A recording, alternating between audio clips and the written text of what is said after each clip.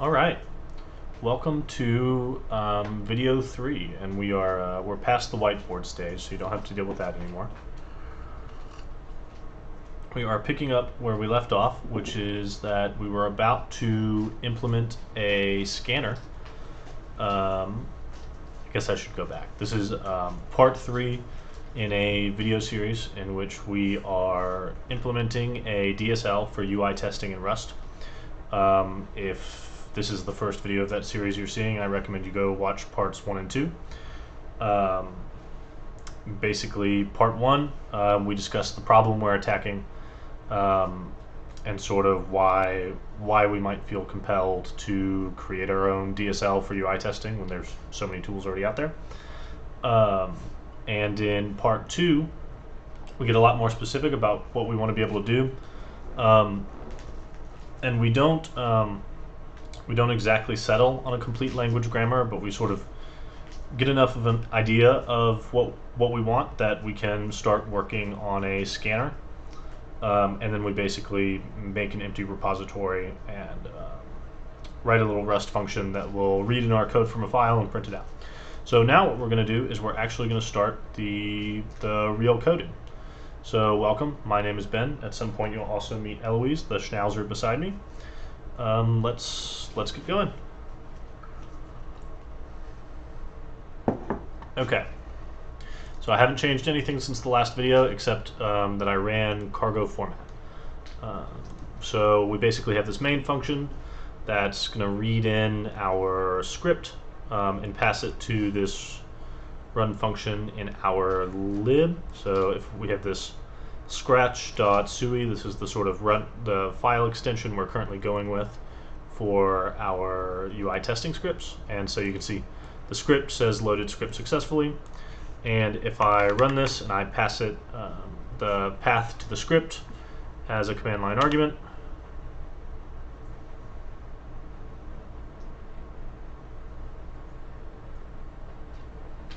it will compile and it will print out the contents of the script. What we're going to make now is a scanner.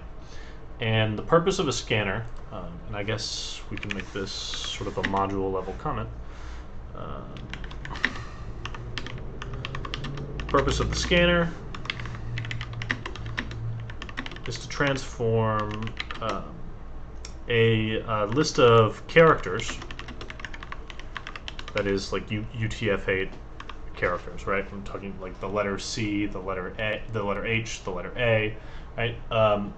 Into a list of tokens.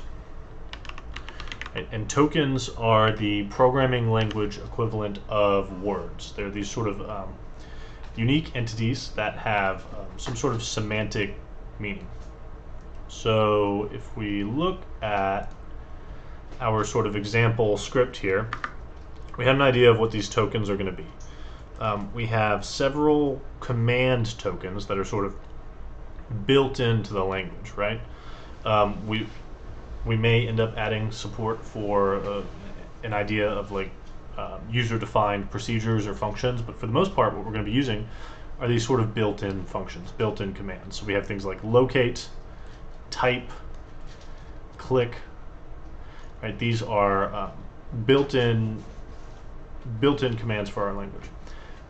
We have a sort of concept of string literals, right? We want to be able to pass like raw text for our script to use, and then we have these sort of we have some combinators basically. So we have the AND keyword, and this is sort of a basically a sort of short-circuiting AND operator. It truly is an AND operator, where the expression on the left is going to evaluate some Boolean. It has the ability to like report errors, but it does that sort of as a side effect with some global machinery in the program, and then it sort of evaluates to a Boolean. And if that Boolean is true, then this statement will continue. But if it's false, then we'll get this sort of short-circuiting behavior. And then we have an if keyword and a then keyword.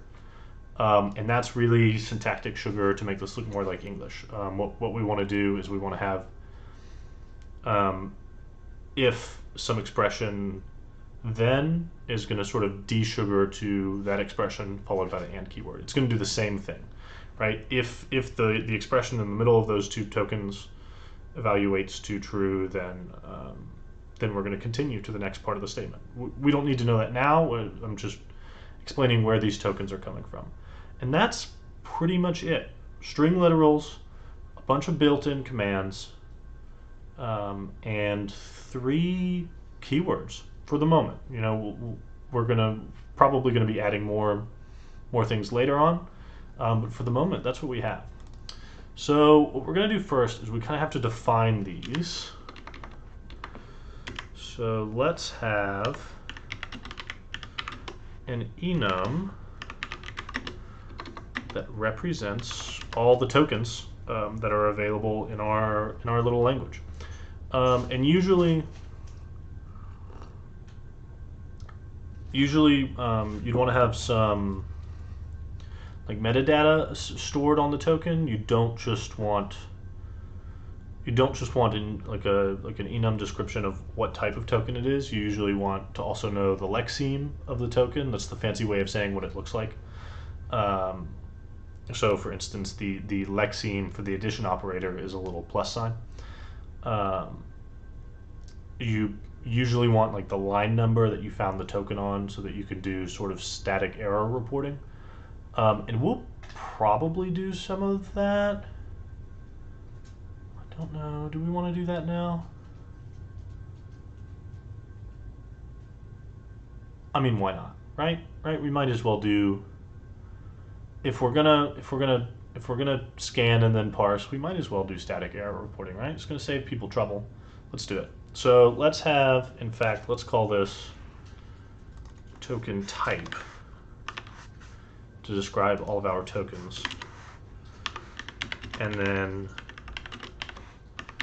a token is going to have a token type, right? Describing sort of what it is. It's going to have a lexeme, which we can store. I mean, we don't really need the lexeme because none of our tokens right now have a strange. Sorry, wrong thing. None of our tokens right now have a strange lexeme. They're all sort of. I guess the string literals will have a lexeme, but they'll have an associated literal value as well. We'll sort of store that value as well.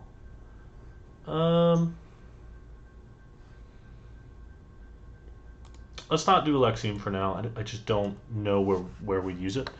But let's do a line number, and we'll just make that a usize. Right, and then let's talk about what kinds of tokens we have. So first of all, we have the commands, the built-in commands to the language. So we have locate, right? We have type, and let's see, that's going to be, oh, I can just do that. Okay, cool. Type is obviously a reserved word when you use it in the lowercase, but and then that's sort of confusing. Token type.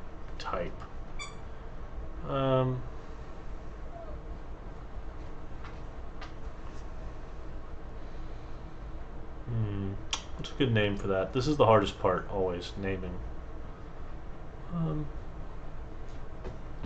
We'll go with type for now. Document it well. And then we have the command click. Right? And then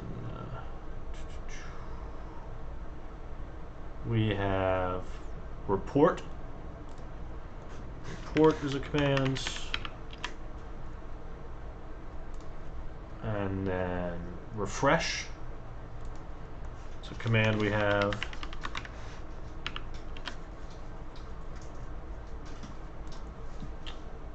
And then we have try again.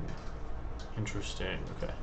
So there's a place where we might want to store the lexeme because it uses that sort of dash. Do we need the dash? Is there a reason our token can't have a space? I guess not. It does make... It's going to make sort of scanning... It'd be nice to have spaces be these like consistent separators. It would just make scanning a lot easier. We're gonna keep it with a dash for now. We're gonna have try again. And then...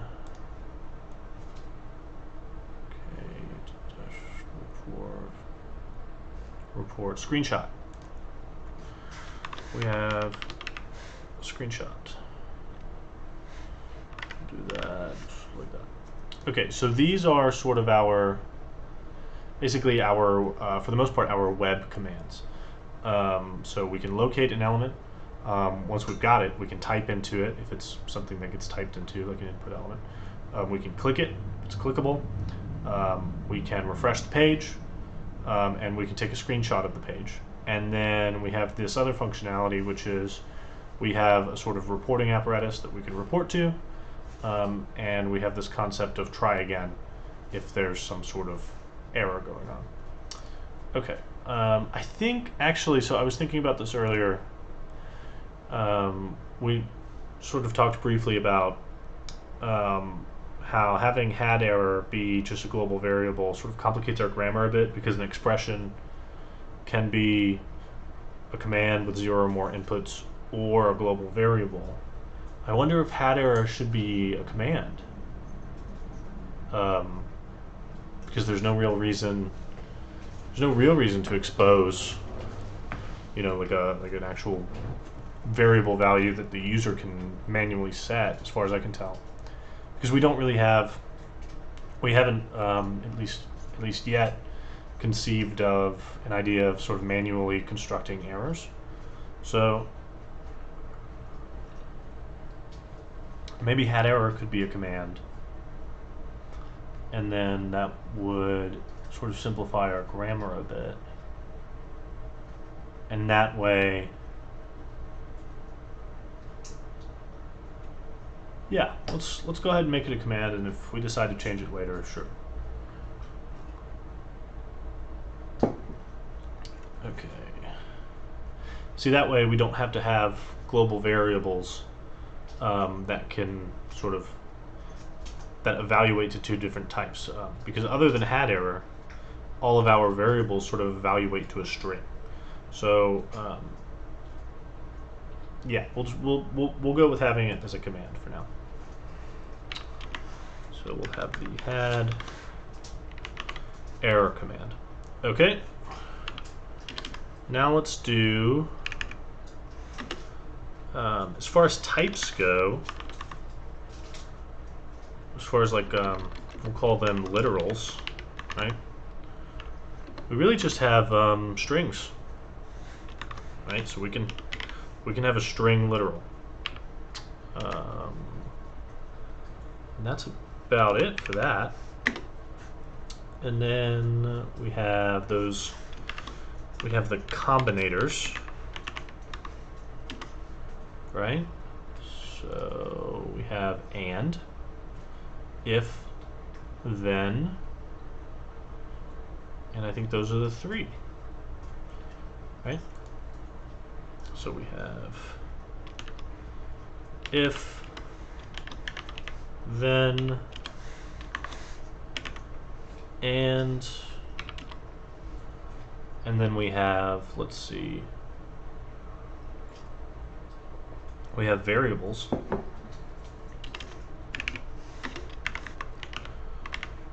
Right, we have the concept of a variable, and we'll do sort of a, if it's none of those, then it's a variable.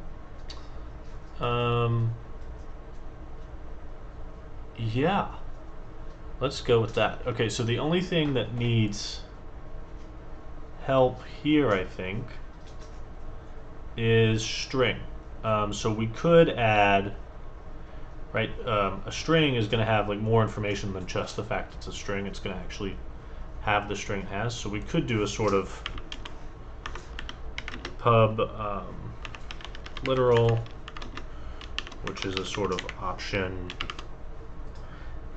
in our case option string, because that's our only type of literal, but it could be like option some sort of, you know, trait object or whatever, but I don't think we have to do that. I think we can just sort of say string, it's going to have a string. It's going to have a string associated with it.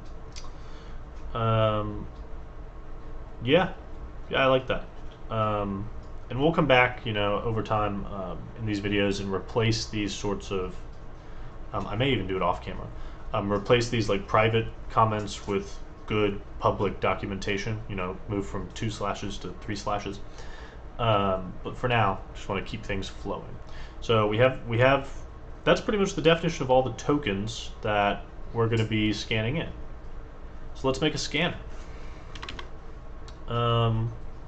There's an argument that this is really just a function, and there's an argument that this should be a sort of class. What we're going to end up doing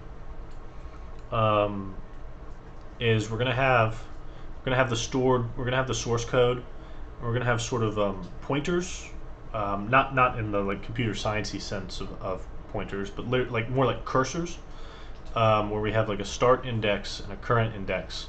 We want to kind of move the current index forward until we think we've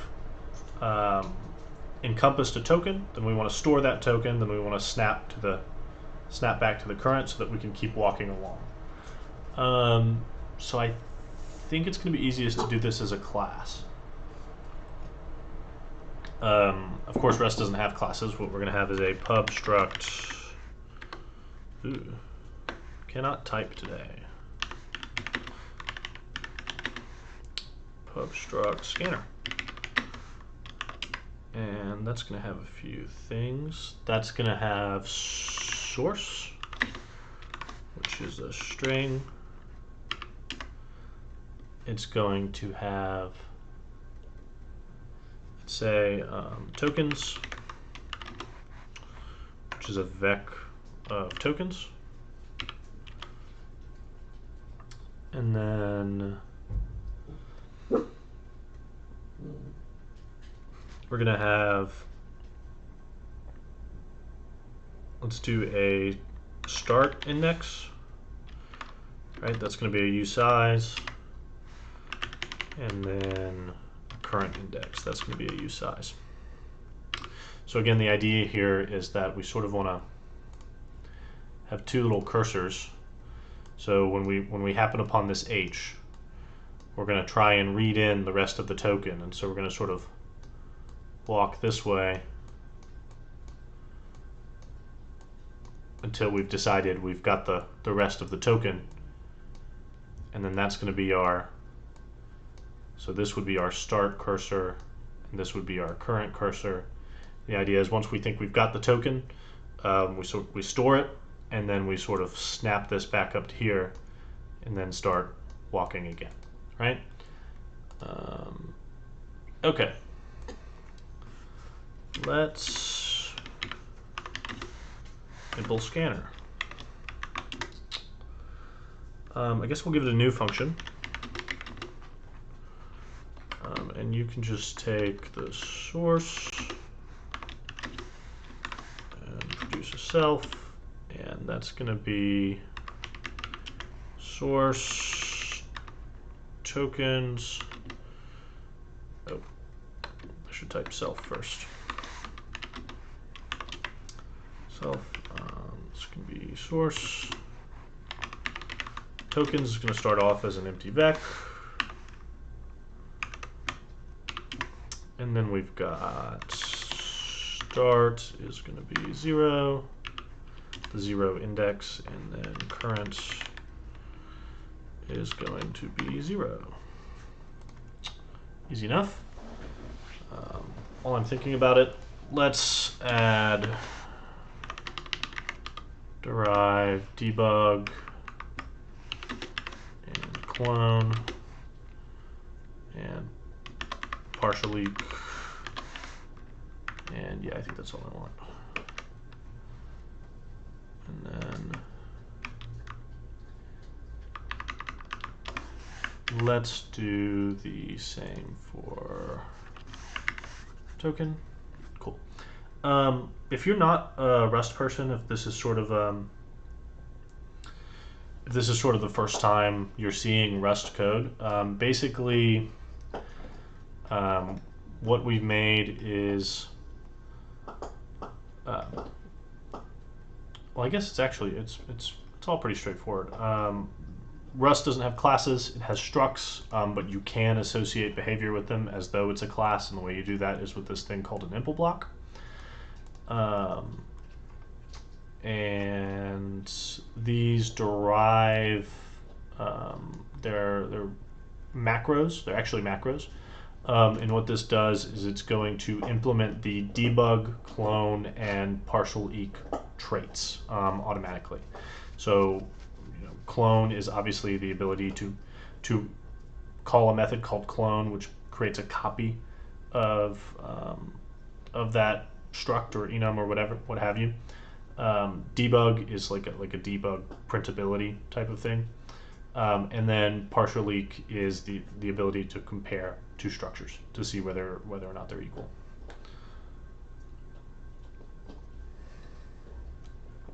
Okay. Yeah, so we can make a scanner. Let's see, so in lib, in our run function, and this may end up being a class also. I mean, we talked about it being a class earlier. But instead of just printing the code, what we're going to do is we're going to say let scanner equal scanner new from the code. I guess that's a little confusing if you're coming from Java and you're used to scanner being the thing that reads in from the command line. That's not what this is. Ooh, I need to mod scanner. More than that, I need to pub mod scanner. Right? The idea is that this is all we're doing this all in a library so that somebody else can use it to embed in their code. Okay, so we have a scanner. Cool. And then the next thing we're going to want to be able to do with it is we're going to want to be able to say, let's tokens, right, equal scanner.tokens. Yeah, we'll call this scanner.scan. And what tokens should be is it should be a vec of tokens. That's the point of this. We are taking, let's import that. That's the whole point of this. We are taking what is basically one big long string and we're turning it into a vec of meaningful tokens. But obviously we don't have a scan method yet. So let's make one.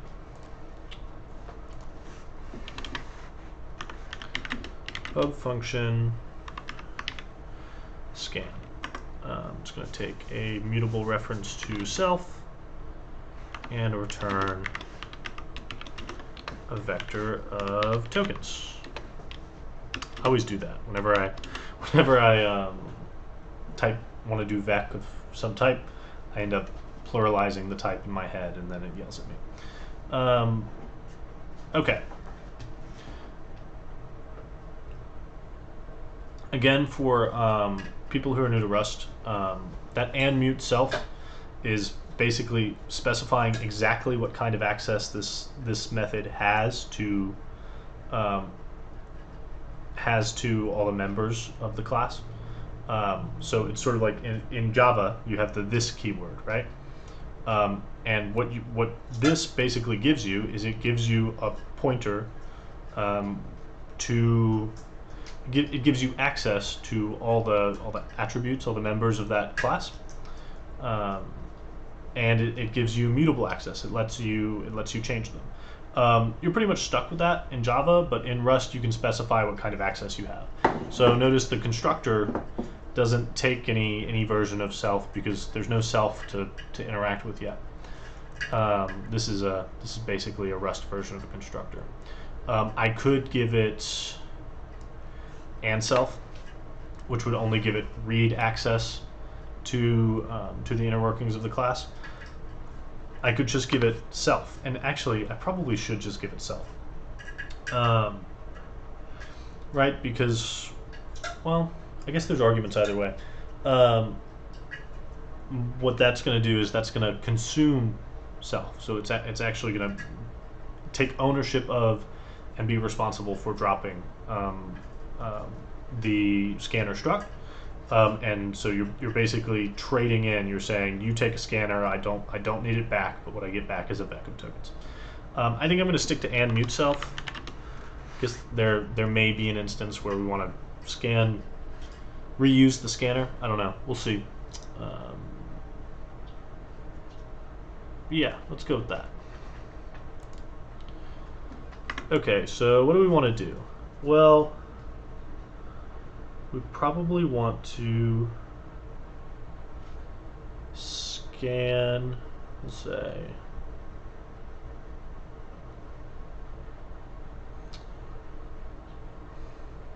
probably want to scan tokens so long as there are tokens to scan. And then return the tokens, right? So we want to say while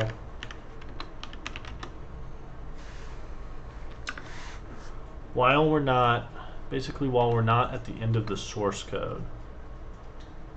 So we'll say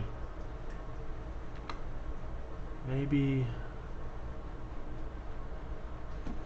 while start is less than tokens.len, right? That means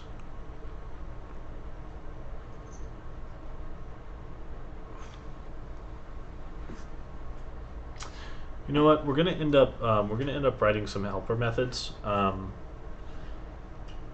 for walking. So we're probably gonna end up with a sort of next token method. I guess we could call it current token. So we'll say while self.current token dot is some. We'll say while let some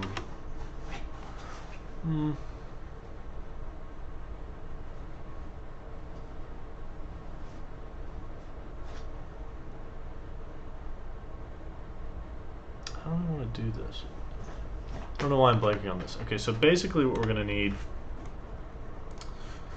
is we're going to need a method function for scanning a single token, right? And that's going to return a token.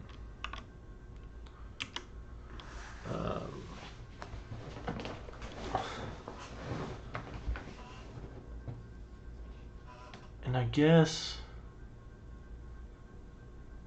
by the time we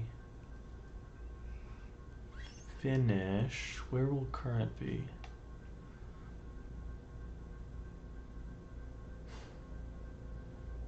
I guess we'll have to have some sort of functionality for next token. So we'll say while self dot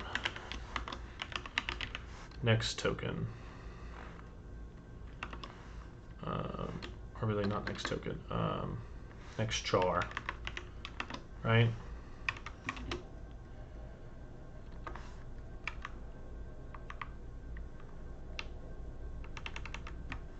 dot is sum, and we'll say self dot tokens dot push self dot scan token. Right. So while there's characters we haven't read in yet, we want to try and scan another token and add that to our list of tokens. And then you know what, we should have an end of file token. So in our token type here, there's one more we want, which is end of file. So let's add end of file as a token, and then let's say self.push EOF to let us know that we've gotten to the end. For token, we're going to say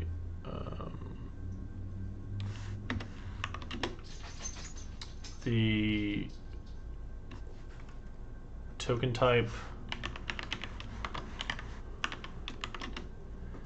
is going to be token type EOF, and then the line is going to be whatever the current line is. So I'm going to say self.line, and then this is self.tokens.push, right? And then we're also going to want a line field. Make it a U size. I mean, it doesn't really matter in that. We could go with like a U32 or whatever.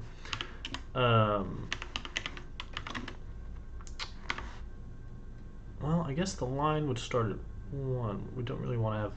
Do we want to have a 0th line? I don't think so. Start the line at 1. We want to keep track of what line we're on for error reporting.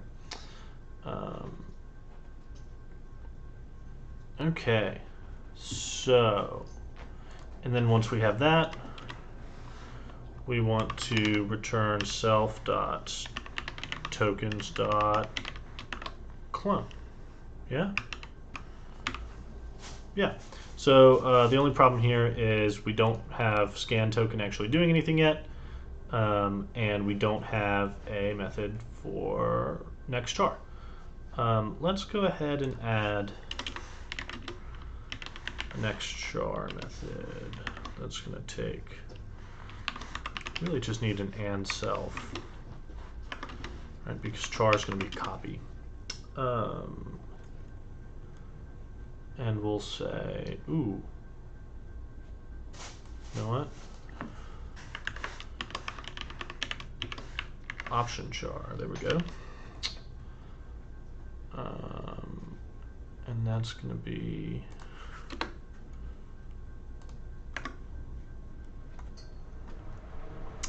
really going to be self dot source dot. Okay, so here's what we have to do. We're sort of walking over. We're walking over a source string, and so I guess that's going to be self.source.chars.inth, and that's going to be self.current,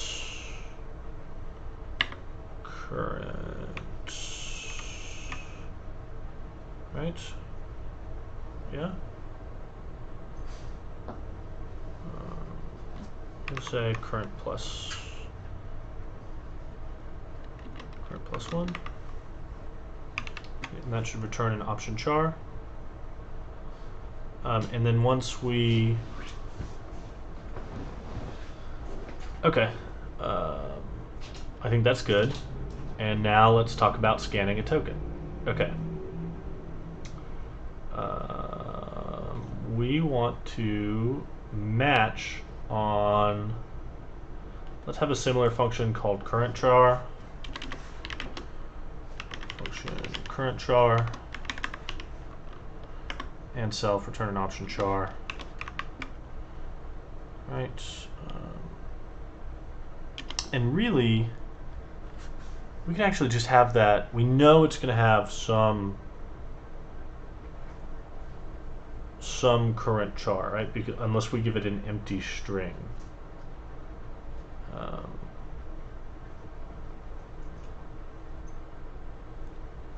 But this is, right, this is never going to, scan token is never going to execute, and therefore current char is never going to execute unless next char dot is sum, and for next char dot for next char to be sum, the current char also has to be sum. We can probably go ahead and just call that char. It's a long-winded way of saying that, and if that comes to bite us, we'll figure it out. So let's get the current char self dot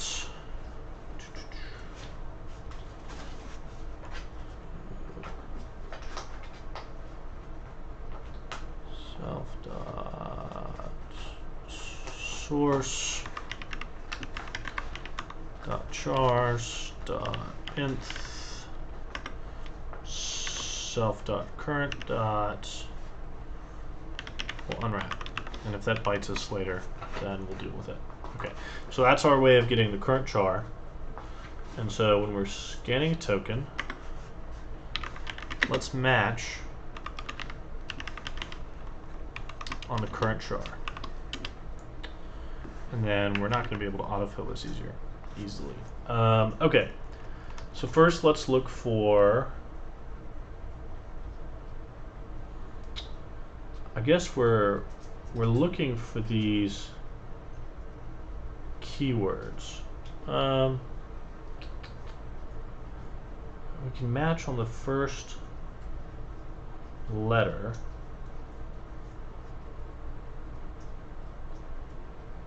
They should all be alphanumeric. They should all be letters. So we don't have to deal with that.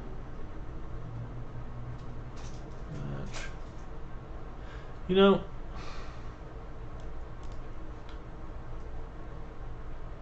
we do actually have a grammar here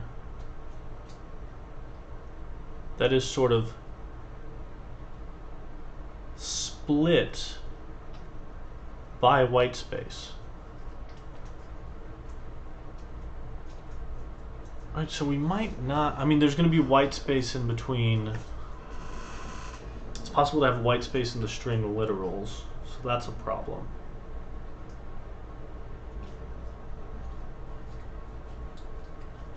But we could, just wondering if we could start by splitting by white space and then iterating over the results of that, because that would be so much simpler. I wonder if there's a way to split by white. I guess we could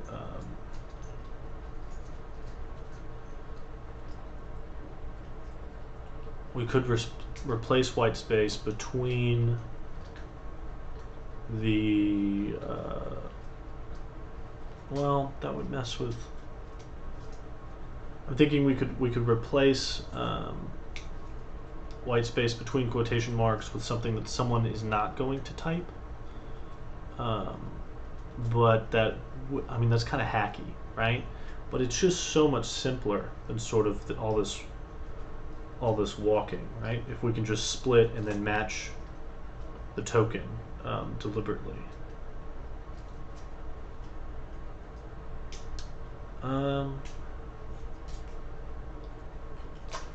Yeah, I think that's such a good opportunity. We have to try it. So let's replace text between quotation marks. For text between quotation marks, let's replace white space with something no one is going to type. And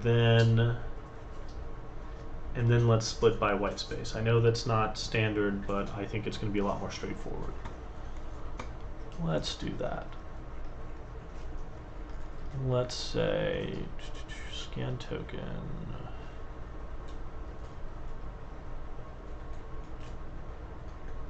Really, we can get rid of this.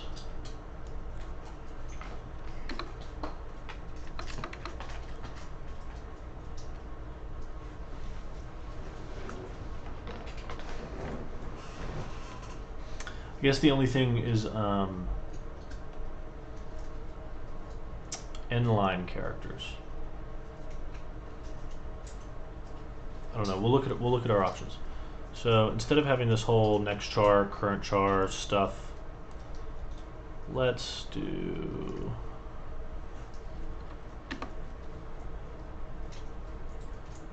that. And let's see if we can do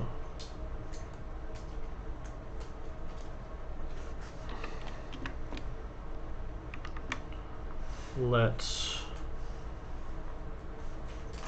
do that. Let's say let's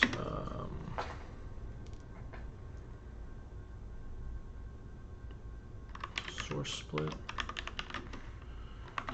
equals self dot source dot split white space. What are my other options there? Right, I'd like to split initially on new lines and then split on white space, if that makes sense. Can I split new line, rest, split new line? I didn't want to do a ton of Googling during this, but I guess just lines. Lines is an iterator. Oh, so if I go to standard string, right, and then I do, yes, let me just go to rest string, right, and then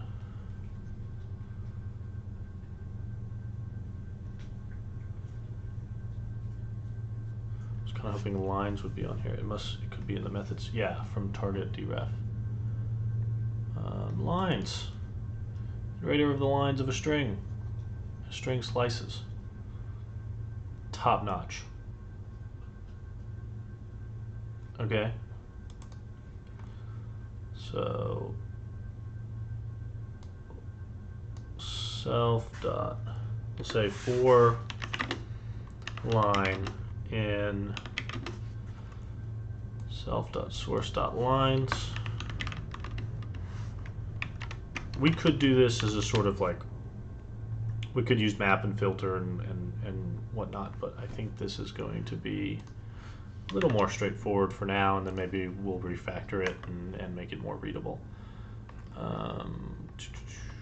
So lines, this is an and string. Okay. Let's make sure this is working. Println,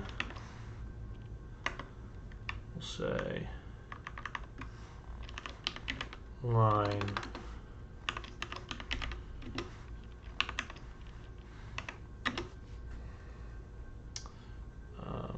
we'll say dot lines. Can I call dot enumerate? Yeah. For I lines, for I line. I line, that's funny.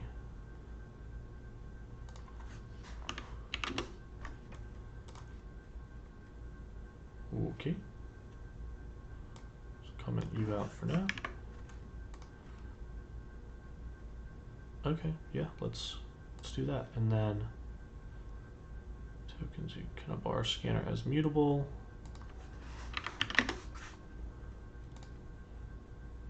Okay, so if I have this, let's actually write, maybe we can copy our example script over. I've sort of drawn on it now, so it's upset at me for trying to type into it. Okay, so let's write a sample script. Locate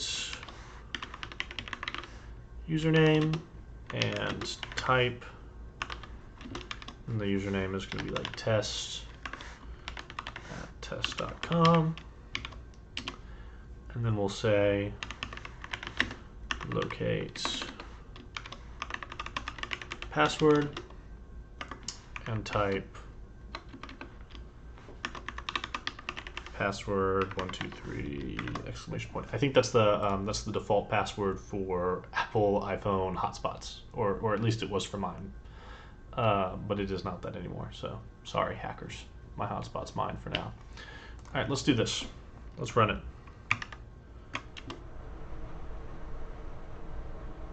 We're gonna pick up the pace here. Don't worry. Yeah. So we're successfully getting the lines of the script. Okay. Now, you want to say for, we'll say word, and I guess it's going to be, so what we want to do here is, again, we're running into this problem where, let's say my password had a space in it, right? We kind of want to take the easy road out and just split on white space, but we're going to run into trouble if we have white space in between quotation marks. So the method here is sort of like, can we split on all the white space other than the white space between quotation marks? And I think we can do that. Let me look at the split options here. Let me see if I can do something fancy, or if I have to do this sort of hacky, replace it with something. Split ASCII white space.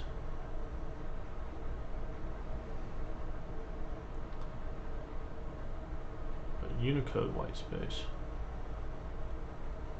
What's the difference between Unicode white space and ASCII white space? That could be a problem. A few words.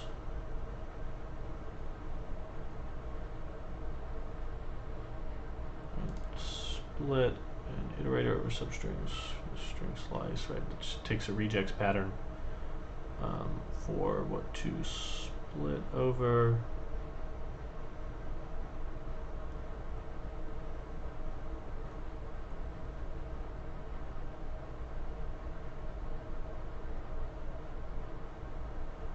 We have split inclusive.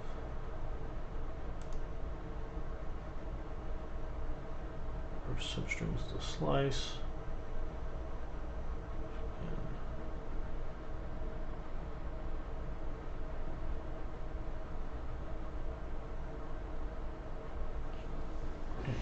Okay, so you're including the thing you're splitting on.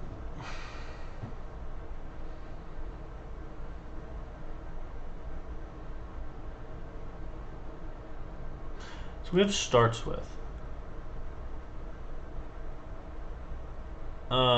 We could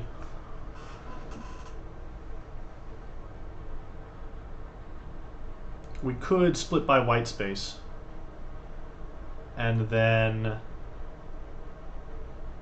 rejoin the things between quotation marks, maybe? Didn't want to do so much thinking on this.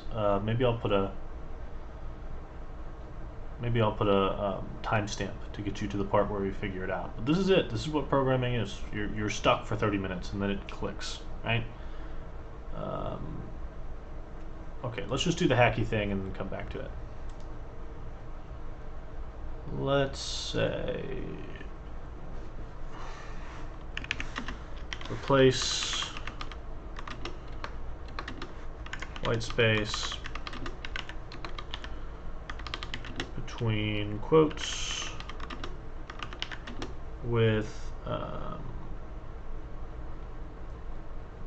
we'll say I don't want to do anything too special. we'll do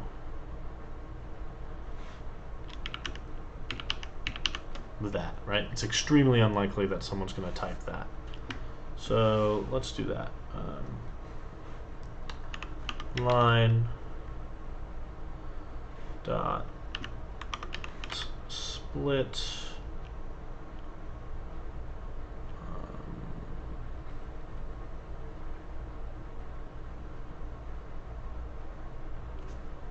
I guess we're going to want to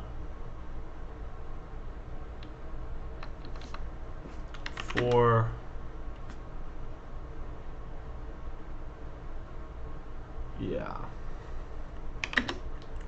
L in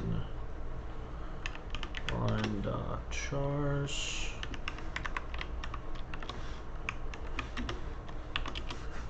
I'm going to say let mute currently between quotes equal true. God, this is ugly. Okay, but I do think it's going to save us a lot of time. Let me currently between quotes equal true. If L equals right, the quotation mark, then currently between quotes equals not currently between quotes. It's actually started off at false, right? That'll just flip it, right? So when we hit the opening one, all of a sudden we'll be between quotes, and then when we hit the closing one, all of a sudden we will we will not be between quotes anymore. And then let's have a sort of let mute buff. Oh Lord. Okay. I'm gonna have a buffer. Let's say if not currently between quotes, then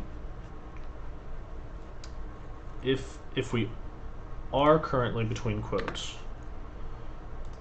and L, the letter, that's what our L stands for. I guess we could call it C. So we name this C, right, for character. And C is this white space character. Let's replace it with, well, I guess we have to replace it with a character, don't we? What's a character that nobody's gonna use? Oh, that's hard. Is there one that nobody's gonna use?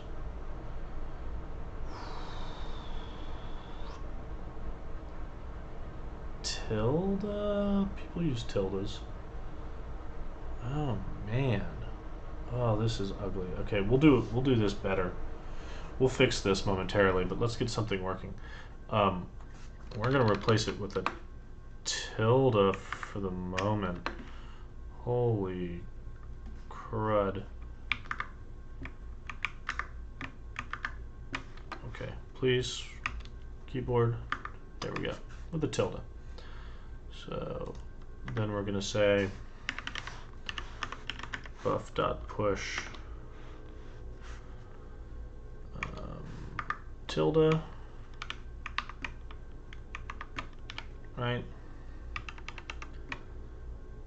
Otherwise,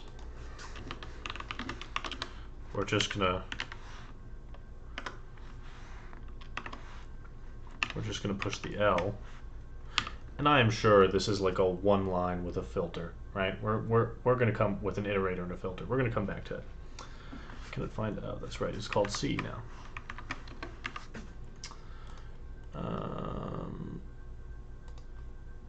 Okay. So line now equals buff, right? Expected answer self dot lines. guess we'll shadow it.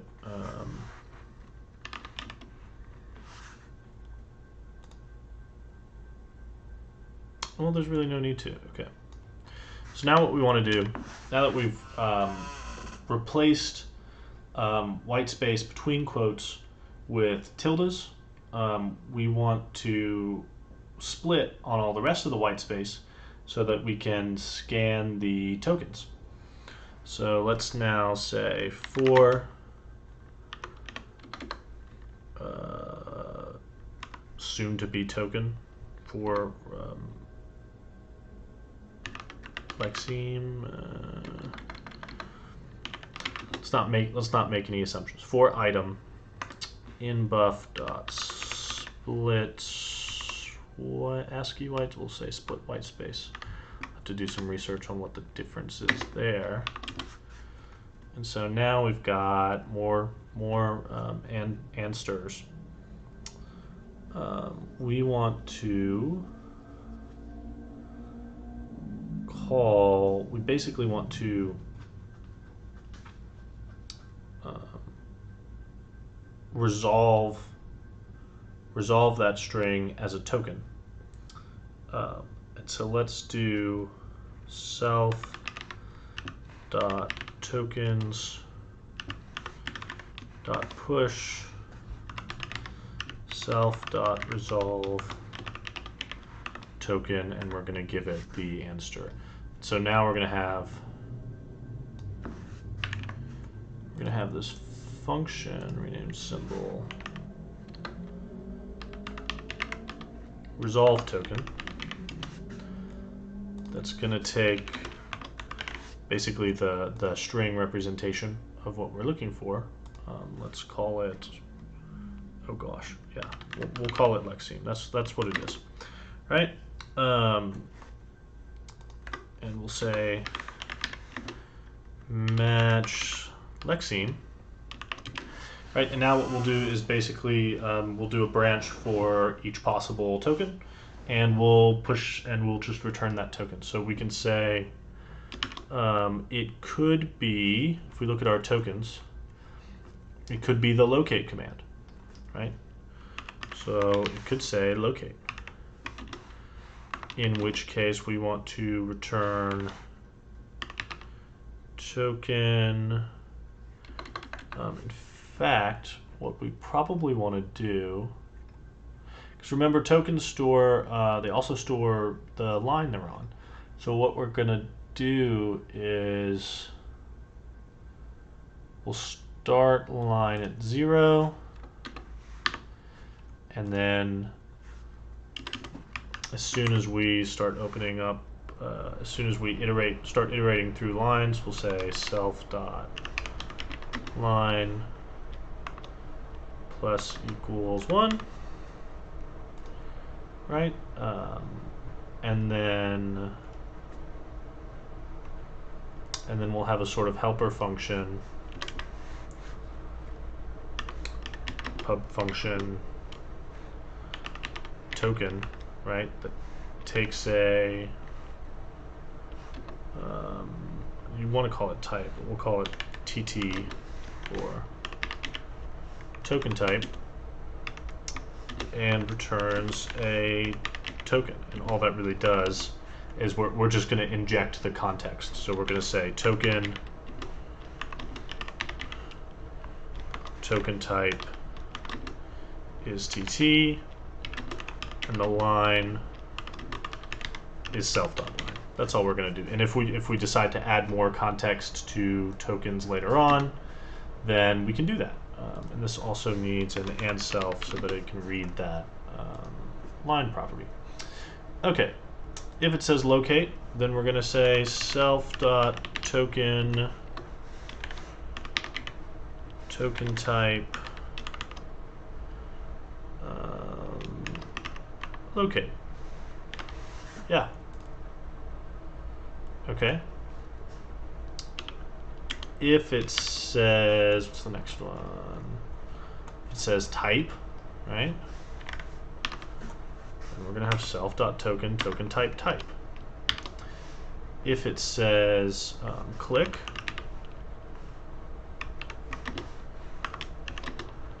self.token token type click. I don't know what my extension is that's doing that. I have some sort of extension installed that's figuring that out.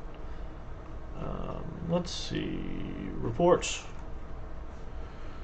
If it says report, can you guess? It's a token type report. If it says refresh, it's a token type refresh. I don't know if we're going to have any like hard and fast rules about case sensitivity. We may come back here and basically just get rid of all case information, except for, I mean, that could cause problems for variables if people want to have like an uppercase variable or a lowercase variable. We'll see if we need some conventions around that. There may be a trend where people like to start with capital letters from something so it looks like a sentence. Whatever, we'll figure it out. Okay. Try again. It says try again, like that. We're gonna have a self.token try again. If it says screenshot, self.token screenshot. If it says had error, self.token type had error. If it says, let's go on to the combinators. If it says if, there's going to be a token type if. If it says then, there's going to be token type then. If it says and, there's going to be token type and. And then we have, if we have, if it starts with and ends with quotation marks, that's important. If it starts with and ends with quotation marks, then it's a string literal. Otherwise, we're going to treat it like a variable. So let's say if it's some word,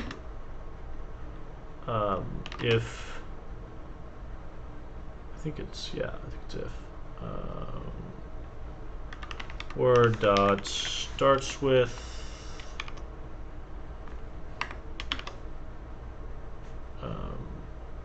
quotation mark and word ends with a quotation mark, string, and then we have to give it the associated string. But what we're going to want to do is we're going to want to strip off the quotation marks. We're not going to want to type the quotation marks when we type it into the text field. So let's do word.chars dot you like start. I guess we could just say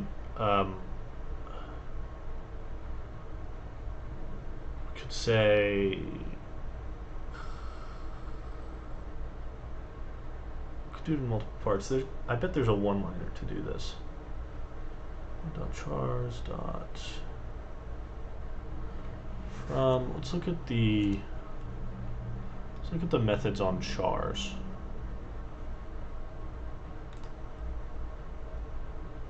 Yeah, chars. What can I do here?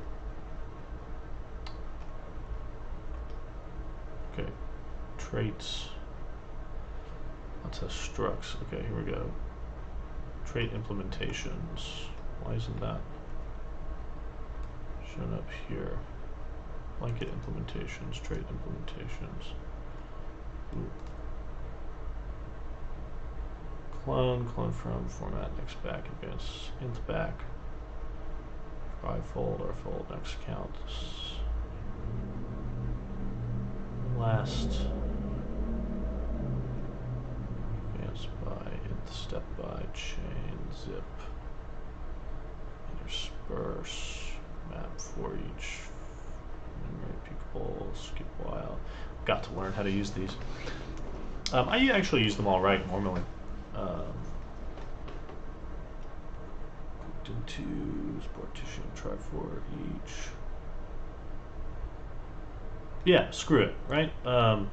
Let's do let mute word iter equal word.chars, right?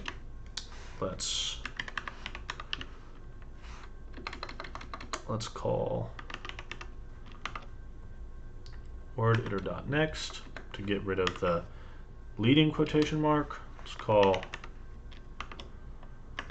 word iter.last.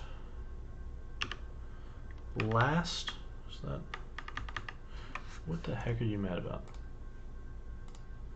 Syntax error expected comma. Oh, this is a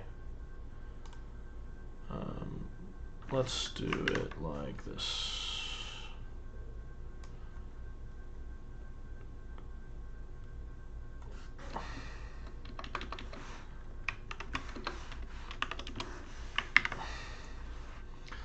Word equal word dot like pop last. I can call last, but I think that's gonna like consume the iterator, right? So yeah, consumes the iterator, return the last element. I kind of want to. I guess I can reverse it and then call next and then reverse it again. Jeez Louise, I am not being the world's most efficient person here. Reverse.next.reverse. Yeah. And then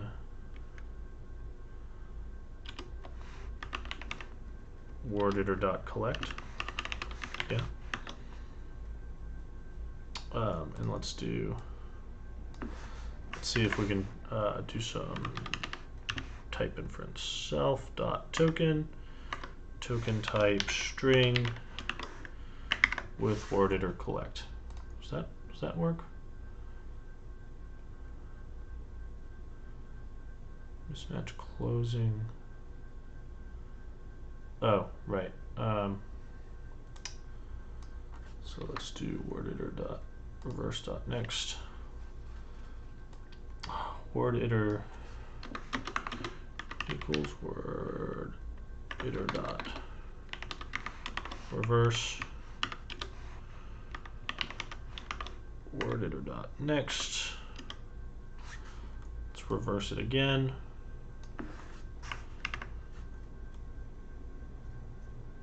Oh, so it's like a wrapper char type thing. Can I just do this as like let word equal word?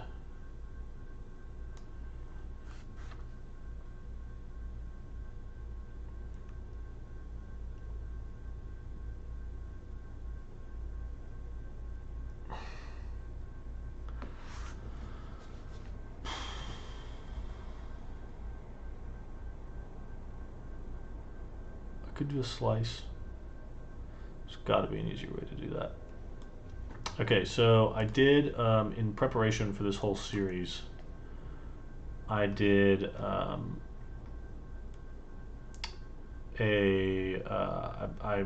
read a book called Crafting Interpreters and did some of this. And I have a function called strip quotes. How did I strip those quotes? Wish I had done this earlier. Strip quotes, you know what? It's in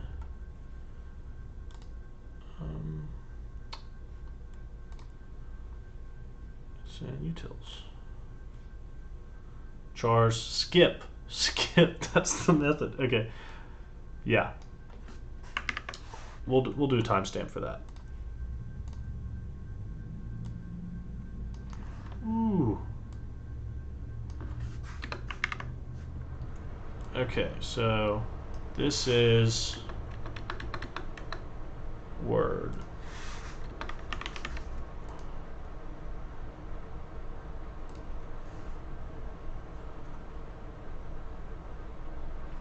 mismatch closing delimiter. You know what? I don't think there is. Let's just do that.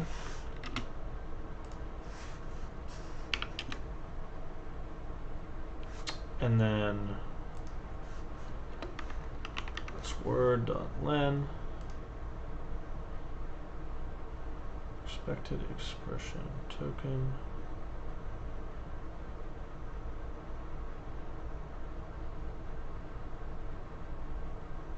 I don't understand.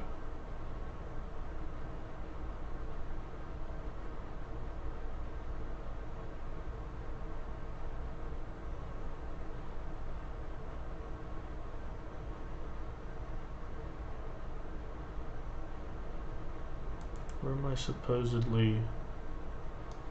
Ah. That's what you need. Okay, cool. Otherwise, it's a variable, right?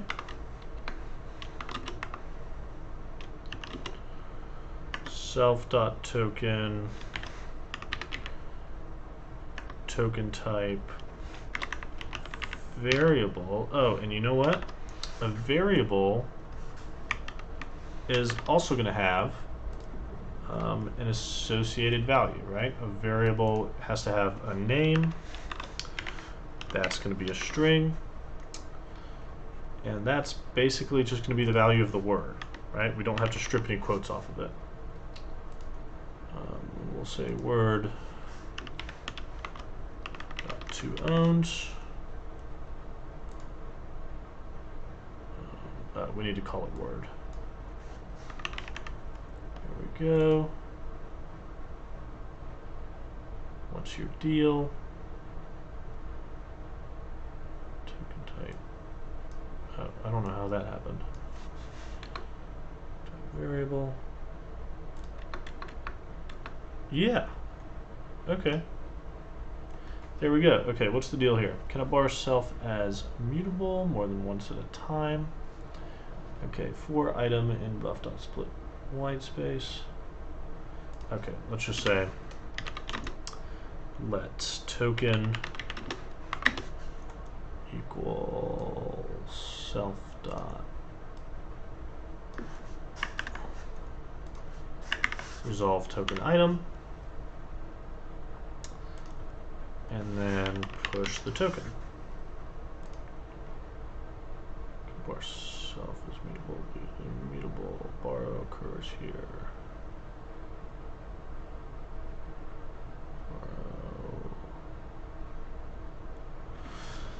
Interesting. Okay, so basically for each item,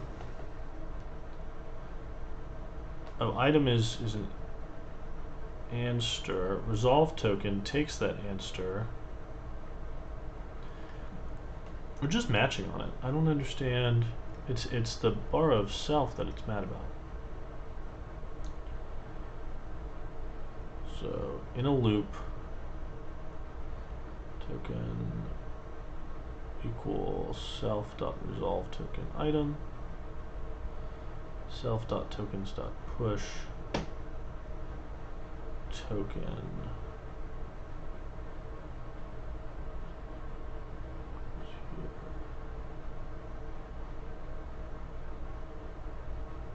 where do I borrow it? How is this both an immutable and a mutable borrow? Oh, two immutable borrows. I guess I'm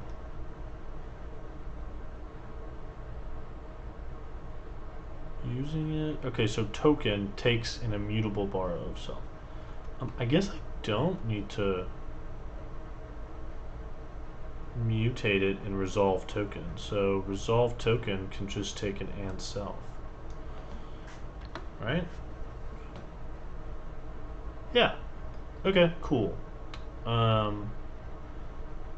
And I don't appear to be using this enumeration. I guess I could, instead of storing a line, I could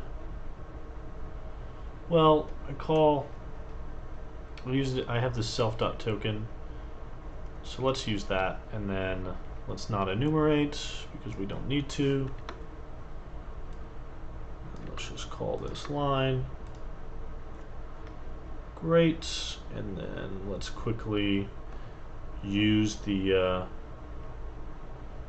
method we made. So instead of doing that, we can say self.tokens .push, and then we'll say self.token, and we'll give it a token type EOF, and that way, we're not manually adding that metadata, and then we return the tokens, and cool. Okay, so this theoretically should be splitting tokens for us, and then we need to remember to come back in our strings and replace those underscores again. But what I want to do is I want to just test this. So I'm going to say that has a space in it, right? And then in the CLI, well, actually in lib, what I want to do with these tokens is I want to print them out. So for token in tokens dot iter, yeah.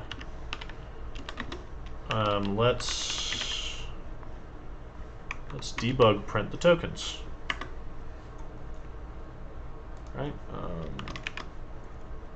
Yeah, let's do that. So let's see what we get.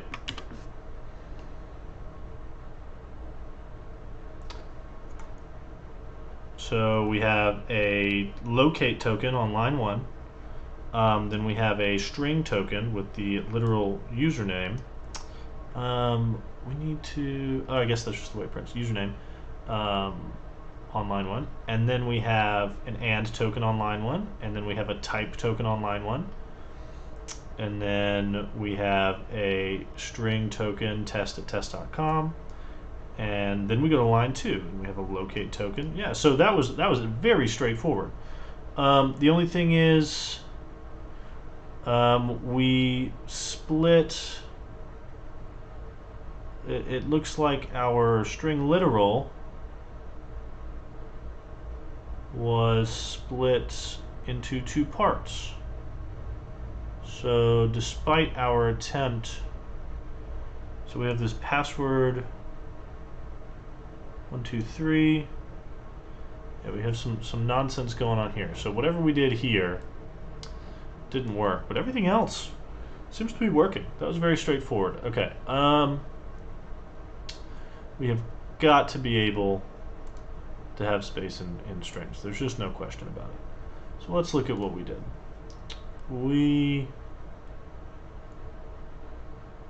First of all, this should be stripping the quotes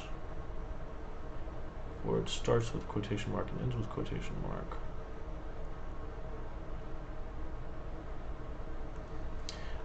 You know what?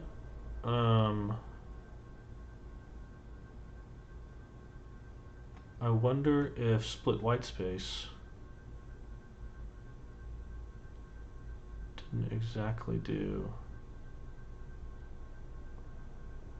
Oh, and we replaced underscores. We should have been replacing spaces. That was silly. I had underscores on the mind. Okay, let's try this again. Yeah, there we go. So you can see the password string has this tilde in there, and so what we want to do is turn this back into. We want to turn that tilde back into a space. So let's do for item in buff.split white space. We can probably do it here. And we can say, now I know this is hacky, but it saves us a lot of code, right? And this is, sometimes it's about getting it done first and then optimizing later. That's okay.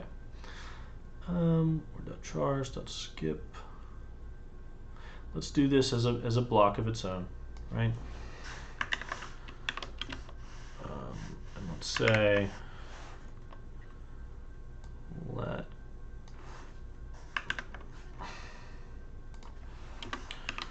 say let token equal, right? Or I guess let token type. Sort of, it's more than a token type because it has the associated string. We can change the naming there.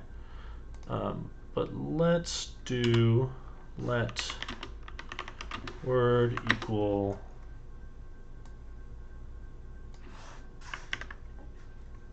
this, right? Sort of splitting it up here. And then we can say word dot replace, right?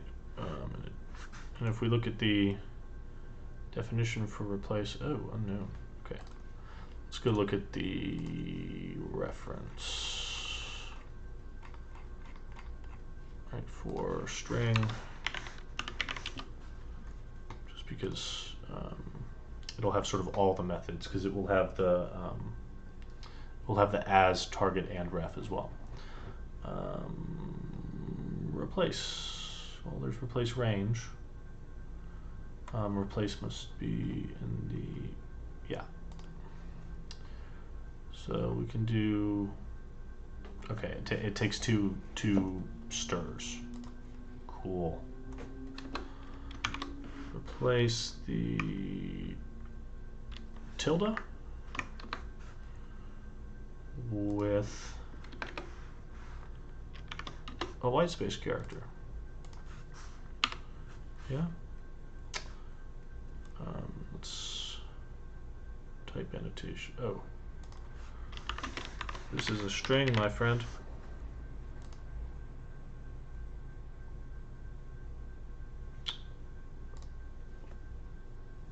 Replace returns a string.